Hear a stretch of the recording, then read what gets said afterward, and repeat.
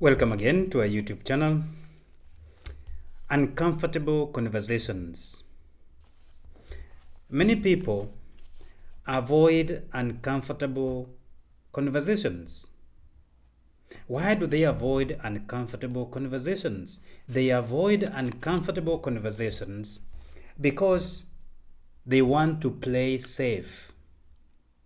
They want to play safe without making their stand or their viewpoints known on a particular topic because they don't want to lose their relationships. They don't want to lose their status in society. They want to be good to almost everyone. They don't want to create a bad image, or they do not want to be misunderstood. Majority of them avoid uncomfortable conversations because they think they may be misunderstood. And they don't want to be misunderstood, and sometimes they want to portray that good public image.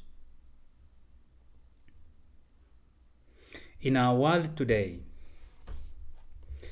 uncomfortable conversations have to happen. And those uncomfortable conversations are necessary dialogues that have to take place. The moment you discover that you fear to be misunderstood, then you are a step away. You are a step away, just one step away from losing yourself. A step away from losing yourself completely. You have lost yourself a little bit, but you are a step away from losing yourself completely because you are denying who you are. You are denying the reality of who you are. That means you are living the life of the other person. You are living what people think of you, but not who you are. You are living the life of what the world thinks of you. You are not living your own life. You are a step away from completely denying yourself.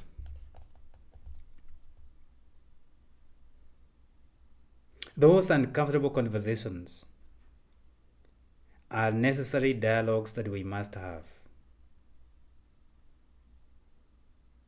Why do we call them uncomfortable conversations? We call them uncomfortable conversations because they involve difficult topics.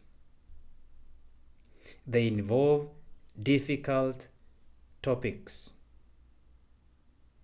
And some of you may have in your mind some of those difficult topics that you fear to talk about.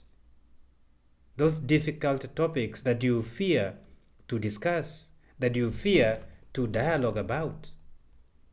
Difficult topics such as bias. Some people pretend they do not have any bias whatsoever. But deep down themselves, they know where their bias lies on particular issues.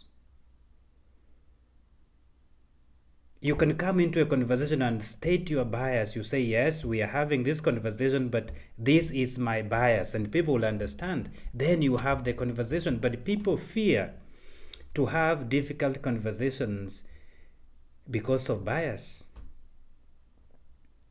Difficult topics like race.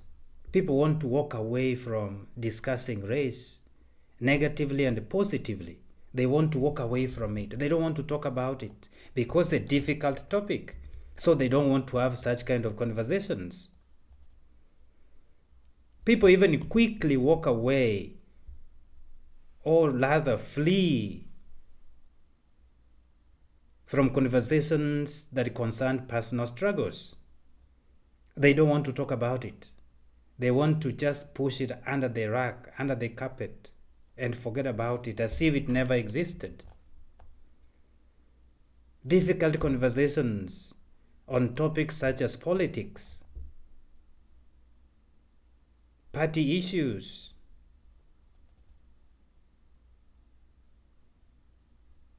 difficult conversations on topics like sexuality. What's your stand on sexuality? What do you stand inside today about gender? When people talk about gender, how many genders do we have? People want to walk away from such conversations.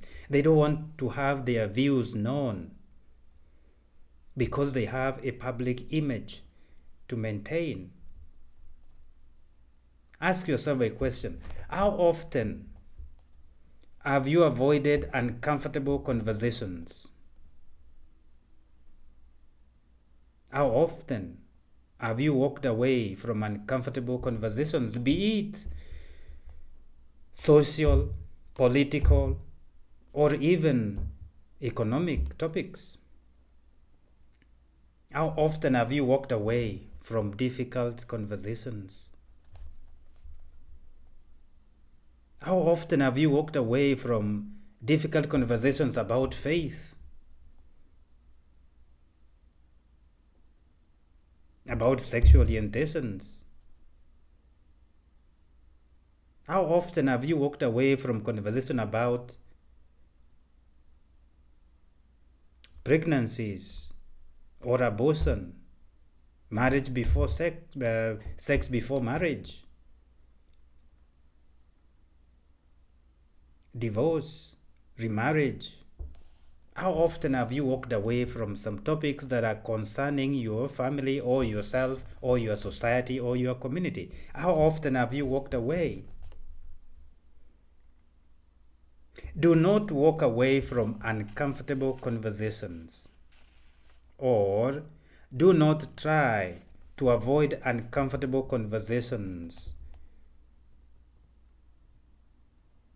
because uncomfortable conversations lead to healing and freedom with self and others. Uncomfortable conversations are necessary dialogues that we must have. Why? They lead to healing and freedom with oneself and with others. The moment you have discussed that, or the moment you have had that difficult or uncomfortable conversation, at the end of it all, you feel a load has been lifted off your shoulders because you have nothing to hide, nothing to pretend, nothing to put behind a curtain. Everything is out there. People know who you are and they take you for who you are. Why? Because there's nothing to hide. You are just living your life and you have your opinion known.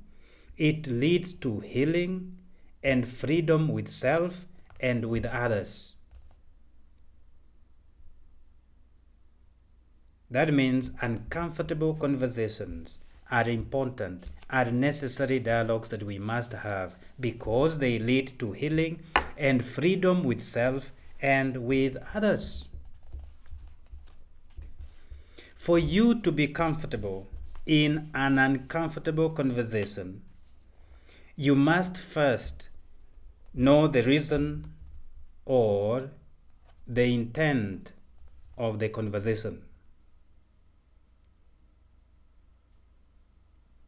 For you to be comfortable in an uncomfortable conversation, you must know first what is the reason of having this conversation, what is the intent of this conversation, and what are the limits that you can handle in that conversation. Just don't enter into a conversation which you don't know the reason as to why you have that uncomfortable conversation.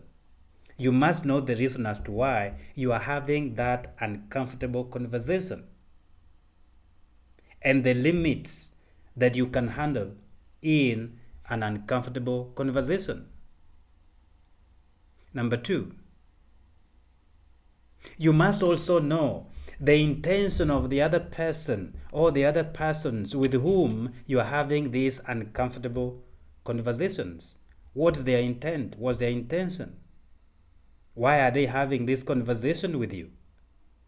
And why are you having this conversation with these people? This uncomfortable conversation. Why are you having it?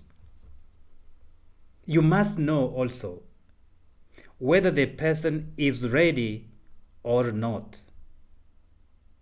Is that person you're having this uncomfortable conversation with ready to have that uncomfortable conversation? Then the other thing you must look forward to: do not fear or avoid discomfort in an uncomfortable conversation. Some of us, we avoid uncomfortable conversations because we fear discomfort. We must not fear discomfort in an uncomfortable conversation, because that discomfort itself is the one that brings healing. Why? Because it's a part of our natural growth. That discomfort brings healing because that discomfort is part of our natural growth as human beings. The other thing you have to check in an uncomfortable conversation is you must make sure that you do not confront anyone. You must not enter into an uncomfortable conversation with confrontational arguments. Do not confront in an uncomfortable conversation. No, that's not how to go about it. Don't have accusatory statements in an uncomfortable conversation. You are not there to accuse or to blame. Do not confront. Do not have accusatory statements. You rather deal with feelings gently by active listening. Don't confront. Don't have accusatory statements. Don't come into that conversation with your judgment. Come into that conversation dealing with feelings gently by active listening. Listen more than you speak. Be curious of what is being said. Yearn for more to be said and reflect on what's being said. Do not scuttle the conversation. Do not end the conversation by your statements. Do not stifle the conversation.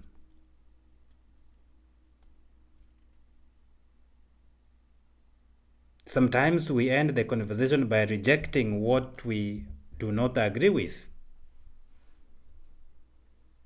You must not reject what you do not agree with in the conversation. No. You are killing that conversation. It will not be fruitful. It will not bring healing. It will not bring any freedom when you reject what you do not agree with. Rather, you must be able to validate that you hear what is being said in an uncomfortable conversation. Do not reject what you do not agree with. Validate the fact that you hear, or you are hearing, or you are listening to what is being said, even when you do not agree with them. Do not reject that which you do not agree with. Validate it by listening and confirm and affirm that you are hearing and you are listening to what is being said, even when you do not agree with it.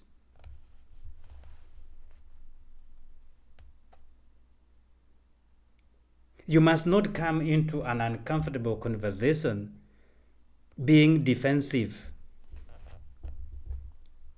You must not be defensive in any uncomfortable conversation. No. Rather, focus on understanding. Focus on understanding and avoid being offensive.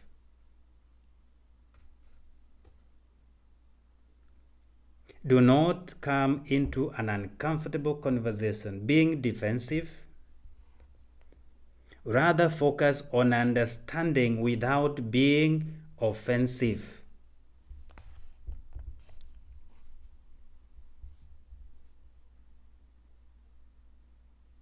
You must understand that you are not there to win the conversation or the argument. That's why you must not be offensive and you must not be defensive. Focus on understanding, because in that uncomfortable conversation, you are not there to win. You are not there to embarrass, to judge. No, you are focusing on understanding. Therefore, do not be defensive. Do not be offensive. Focus on understanding. And you are not there to win the argument, but to understand. These uncomfortable conversations are not meant to change minds. We are not involved in an uncomfortable conversations to change minds, but to understand other people's perspectives. We are in this uncomfortable conversation to understand other people's perspectives, not to win, not to change their minds. And when we focus on understanding people's perspectives, we strengthen our relationships. We strengthen our relationships with them, despite our difference of opinion and disagreements. That despite our difference of opinion, despite of our differences, despite of our different perspectives, when we understand each other, we strengthen our relationships. That's why you can be politically disagreeable with each other, but you can sit together and have a cup of coffee or a cup of tea. You belong to that party, I belong to this party. We do not agree in our policies, but we can sit and talk as friends and take a cup of tea. I may not agree on your opinion on sexuality. You may not agree with my stand on marriage or sexuality or orientation, but we can sit together. We can go for a walk. We can go for a cup of tea.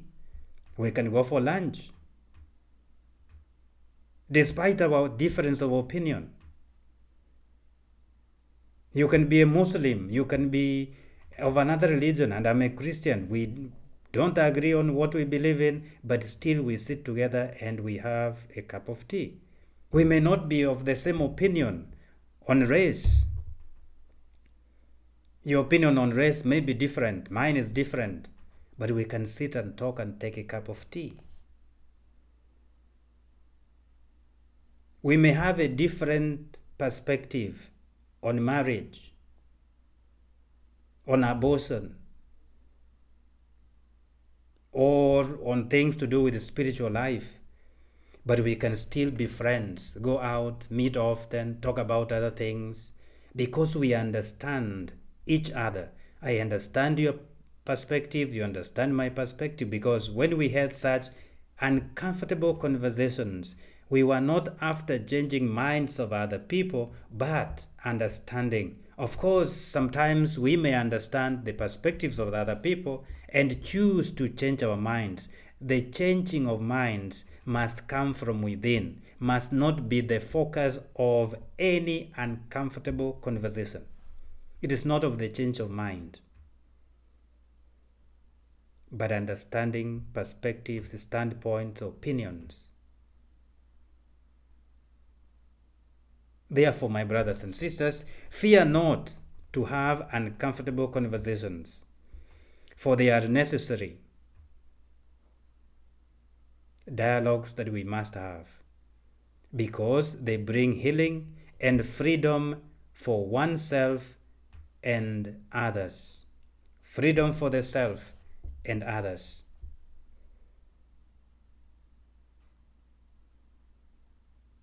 The main aim to enter into uncomfortable conversations is in order for us to understand, each other and create that harmonious coexistence with each other. Therefore, my brothers and sisters, how do you approach uncomfortable conversations? If you approach them offensively, you lose it. If you approach them defensively, you lose it. If you approach it to change the minds of the other people, you lose it. If you approach uncomfortable conversations in order to win, you lose it. Even when you think you have won, you have lost. But if you approach uncomfortable conversations in order to understand different opinions and perspectives, you bring healing for yourself and freedom for yourself and others. And you have a happy and joyful life, for you have nothing to hide and nothing to fear. May God bless you and embrace you. Don't fear uncomfortable conversations, because the discomfort in an uncomfortable conversations bring that healing, is part of our natural growth. Do you want to be free and live a happy and joyful life? Have nothing to hide. Have the most uncomfortable conversations and live a free person, a free man, a free woman, and a happy person, a joyful person. May God bless you as you continue embracing uncomfortable conversation in your life. Have a good evening.